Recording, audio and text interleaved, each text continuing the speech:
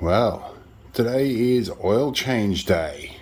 This guy hasn't had an oil change in quite a while, but it also hasn't done very many miles. So, it needs to get done. Let's go and get it on a hoist. 3 hours later. Alright, we're up on the hoist. First job is pull the belly housing plug and see if there's anything in there. Normally I leave the wading plug out. It's been in with the wet weather. Now I pre-loosened this with a 24mm socket. See what we got going on in here. Do this before I do the oil in case everything drains out. A little bit of engine oil. That's nothing unusual. So no huge amounts of oil in here. That's a good sign. I'll let that drip while we're doing the oil change. Now I'd have better camera angles, but I left my GoPros in the back here and it's up on the hoist now. So mobile phone it is. We've got a 17mm socket on a breaker bar going onto the oil drain socket here. When I can get it on, I can't do this one-handed, so I'll loosen it and then we'll have a look at what comes out. Now this is the point where everything gets covered in oil. We'll let things... Oh. One-handed, I dropped the plug in there, so I'm gonna have to go fishing. Another problem with these is they self-lubricate the uni joints when you do an oil change, so, and it's nice black diesel oil.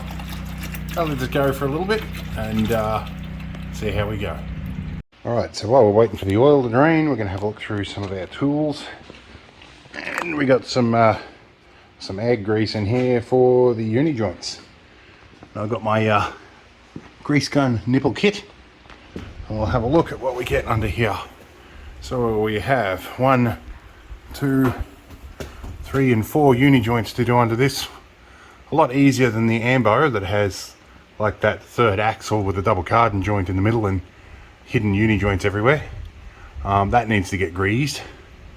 But I can't put it on a 2-post hoist. I've got to actually pay for that one. So yeah, let's get these UJs all greased up. Okay, that's the uni joints done. It's also worth noting there is a slip joint grease nipple in both of these shafts as well. That goes in between here to allow it to expand and contract as is needed when the suspension operates. I've got a boot over this one, but there's our slip joint grease nipple there. Our oil's just about stopped flowing. I fished the plug out and I used my good old grit mitt soap to get that off. That's one of my previous sponsors. So we'll see what else we can do. Okay, so the astute among you will have noticed this drip of oil down here. There is a little outflow hole behind the handbrake drum here that comes out from near the output shaft seal. This output shaft seal has been weeping since day one. I think about 8 years ago we put a bit of silicone on top of the oil resistant gasket maker on top of the felt seal. It's still leaking. I really need to change it one day. Any case, this is our transfer case here and this is our gearbox. So we're going to check our transfer case oil because the intermediate seal between these two is also leaking, and quite often gearbox oil ends up in the transfer case, so we end up with low gearbox oil and too much in the transfer case. So we are going to take a socket here, and in the other end of that hand I've got this little square drive unit. So what I'm going to do here is plonk that over the top and then use this to drive the square drive. Hopefully we'll get it off. Alright, so I had stuff backwards before. I'm going to take the 1/2 inch bit at the back of that socket on there, and then I'm going to take the square drive bit here, plonk it in, and that should allow me to open that relatively easily. And I can even probably almost do it one-handed. There we go, we'll get that out and we'll see what's in here. Alright, hopefully we don't drop this in the oil container. There's also the fill plug as well. So we're going to drain out whatever comes out of here, and if there's nothing that comes out, we're going to top it up a little bit. Now we top these up with engine oil. I use 15W40 Castrol GTX, same as I put in the engine, but I put a little bit of Teflon additive in this to help in both of these. Smooths things right down. So I know this is a bit of a janky episode because I'm doing this one-handed. This is how I put engine oil in. Using one of these things, I keep track of how much I put in there. Basically with these you go until you get a bit of overflow back out that plug hole. It looks like we might be there, but I'm going to put just a little bit more in there anyway. All right, so that's our fill plug back in. Just comfortably tight, not over tight. This is all leaking off, I think, from maybe a bit of seeping around here and maybe some of this stuff spinning around here. It took about 1.5 syringes to go in there, which I think that's about 130 mil, something like that. Not too much. Now we've got a 19 mil. We're going to go on this guy up here, which is our gearbox fill plug. I'm going to check what's in there. It might be that the oil out of here has migrated back into the gearbox. That can happen too. It's been some cold weather. For reference, this is the fill plug for the gearbox, by the way. So we're doing all right. And normally, I think if you had a PTO drive, I think it would come off here, off memory. No, it actually, sorry, it bolts onto this bit here. The Ambo's got the PTO. It's easy to remember. Anyway, let's get this plug out. Now, I was just about to open that, and I thought, I'll move this bucket over and put it underneath there. Then I realised the oil drain plug was still out and it's still slightly dripping.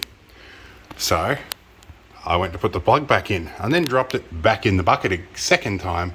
Had to wash the glorious black stuff off my hands. Thank you to the Grit Mitt sponsor for the soap that helps get this off. Much better than the liquid Solvol stuff that is now the only option since Solvol blocks are not available or not made anymore. Anyway, that's in finger tight. I'm going to wait for it to drip a little bit more, tighten that up, move our drainage box over, and we'll loosen this one up and see what comes out. All right, this one is loosened, and I'm going to need a new washer for this one day soon. Generally, you're supposed to do this every time you pull these plugs out, but I have been a little bit lazy in that regard. Let's see what's going on here. Yep, okay. Now this white froth you see isn't water. That's a Teflon additive that I put in there. It's I think Newlon Smooth Shift. It's designed for manual gearboxes. It does actually make quite a difference. So we can see here, it's also, we can see the colour of the oil is quite good. And so there's still a bit of that stuff in there. So we're just going to let that go for a little bit. I do find when these are over full with oil, you do have a little bit of trouble shifting as well. So we're just going to let that go until it stops draining out, and we know that our oil level in both gearbox and transfer is then correct. Now, as I know there are many astute viewers on this video, you probably would have seen the moisture on the bottom of the diesel tank here. I'm pretty sure that's not a diesel tank leak, because I've been to a servo where they self-serve, or sorry, they serve for you. It's a non-self-serve, and they've overfilled the tank a few dozen times, and the last time I had this it was pretty full. I am seeing this actively leak and my tank is very full. So I am going to keep an eye on fuel levels once I get home. So I think it should have pretty much finished overflowing by now. But that is something I'm going to keep an eye on. I may have to take the fuel tank out and do some repairs on that. But for the moment, we'll see. I'm pretty sure it's just the coming out the overflow pipe. I may spray it with degreaser or something and clean that up. Alright, so thankfully what I got out is about what I put in on the other side, so that's a good sign. And there's no way I'm going to be able to do this one-handed, so take my word for it, I'm going to tighten this up appropriately. Alright, so I just scared myself for a minute. I went to pick up all my spare parts and I put them all in the same place all the time so I know in case I miss something. I had a spare drain plug and I went, well, I've put the oil in, I've put the gearbox in, I've put the transfer case in, I haven't opened any of the diffs yet. Where's this from? It's the wading plug. I'm going to put that back in there just for now, and I know best practice is to leave that out most of the time. A couple of reasons why I do like to leave this in. One, it's been a very wet year and I've had some unexpected river crossings and whatnot, and two, I like to keep a track of if I'm seeing brake fluid coming out of there, which would indicate that the clutch slave is going, or if I've got a main shaft leak or something like that. I do check it very often because the last thing I want is oil contaminating my clutch plate. But anyway, let's get on to these diffs. Now on to the next thing. I'd like to keep an eye on the diffs and also the oil that's dropping on the ground, and for a while I've been noticing the occasional little drip of oil where the rear diff is. Now look at this, I've probably got a seal done here that needs replacing. So definitely a good idea to keep an eye on my diff oils. And as the fuel prices are going up, this is going to be my daily driver rather than the six-wheeler. So especially considering this is on full registration. So we're going to pop the plug out of that and see how much oil's in it. Alright, I've pre-loosened this, and also not a good idea to do this in case you forget about it. I'm just trusting I probably won't. And that's right, there's a bit of a knackered bit on the bloody thread of this one. That feels loose. Stay there, breaker bar. Alright, that fell out, and we're probably being a bit over full. So we need to put that back in before we spill stuff all over the concrete, which we are, and I think I just cross-threaded that. I'll rectify this, but at least we've got enough oil in here. That's good. On the plus side though, this does give us an idea or a means to sample the colour of the diff oil, which is not too bad. Probably due for change some point in the near future. More concerning though, I've noticed there's a bit of like moisture around this, and it's definitely oily, not like the other side here. So that would be an indication that I've probably got either a seal gone in the axle here, or I've got a brake drum failure, or at least a brake cylinder inside the brake drum is leaking a little bit. That will need fixing. I do have spare ones, so that is a job for another day. Today I've got to focus on this, so let's go do our front diff. Front diff is different and in the dark and hard to see.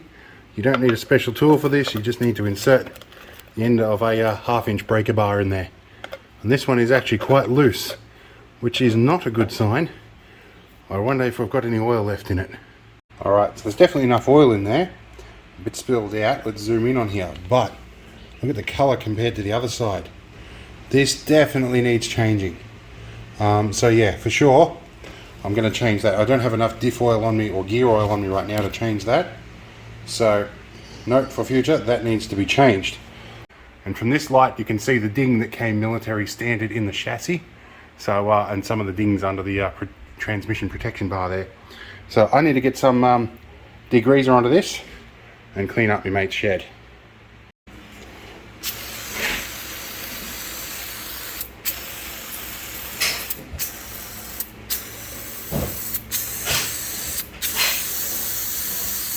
Diesel oil's fun stuff.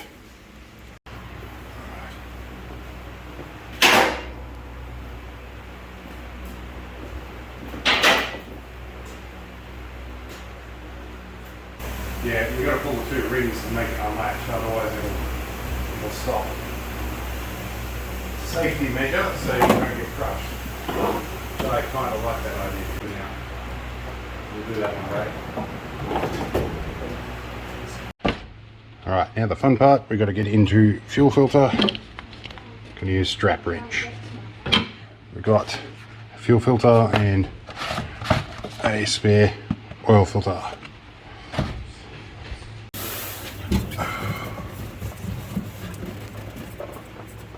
Oh, it's full of oil. Yay, I was hoping not to spill it everywhere, but kind of unavoidable. Oh, come on. There goes the clean floor.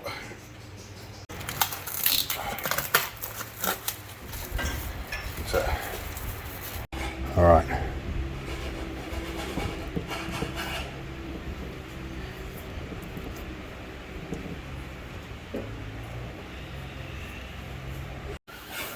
Right, let's get the fun bit.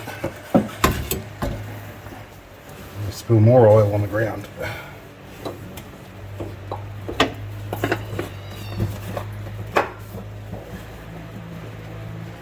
If we're quick enough, we thread under the overflow line without spilling too much.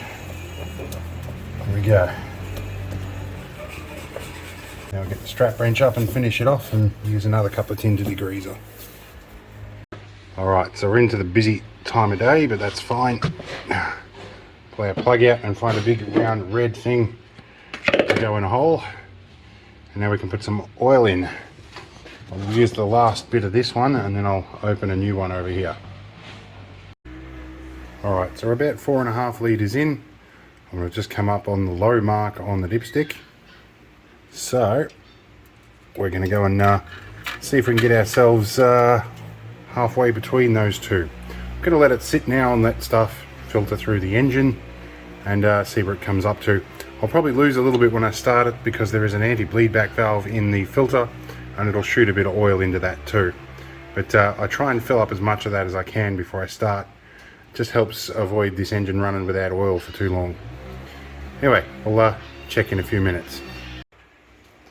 Now, I folded my antenna down when I came in here and I realized my antenna spring is stronger than my antenna bracket, so that may get an upgrade in future. And this stuff is metal mend that I've mushed in there to help stop people undoing screws and stealing stuff. So yeah, and it clearly worked for the light bar, because the light bar got stolen once. This was subject to pushing a tree branch that slipped up and over the bull bar, so they're all bent and I can't get them off. I'll figure out a way to do that in the future. But for now, seems like I need to go check on some puppies and check on the oil level.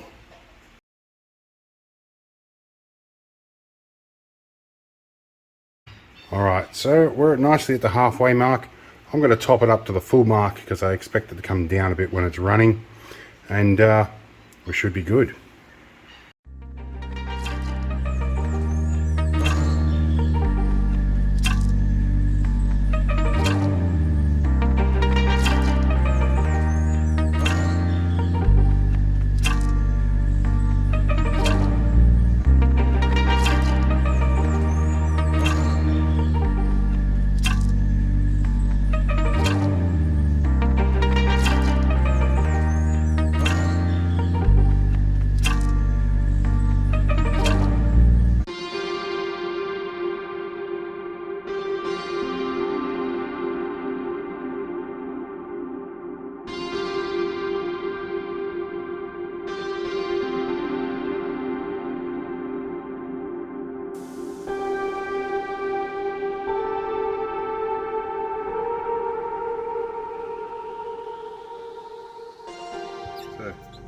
Alright, I'm going to wait for the oil pressure light to go off.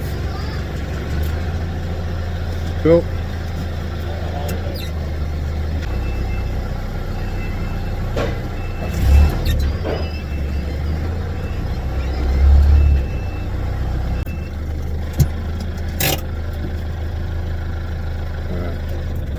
Now we check the oil again. 20 minutes later. Alright, I'm out, but clearly my antenna bracket exceeds the spring strength, so we're going to bodge it back into position today. We'll deal with that. Put this away. Now I'm going to do a couple of favours in exchange for the hoist home, so I'm going to go do that and head home. Later. Alright, so we've pulled up at the car wash. Going to wash the dog crap off the wheels and some of the oil and stuff that's splashed in places where it shouldn't be.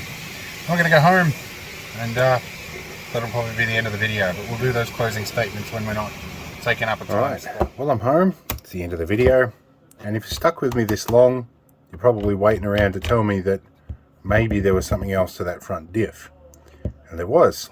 I realized some time ago when I topped up, or I busted an axle and I had it fixed, and the mechanic didn't have the correct seal, or rather I didn't give it to him, and so occasionally a little bit of one-shot grease leaks in from the driver's side front hub into the axle. So we've probably got molly grease in with the diff oil, so I probably will need to change that oil anyway, but it's probably not as catastrophic as it looks, but it will give it a very dark look. So at some point I need to dig out the proper seals and sort that out. But all in all, we've got the basics done and a long list of other stuff that's got to get done on that too. There's a few things I've already got on my list, but you know, at least it's done now. We're happy. So let's move on to another episode, and I hope it was informative. If not, commence yelling at me in the comments. Everybody always does. See you later. Have fun.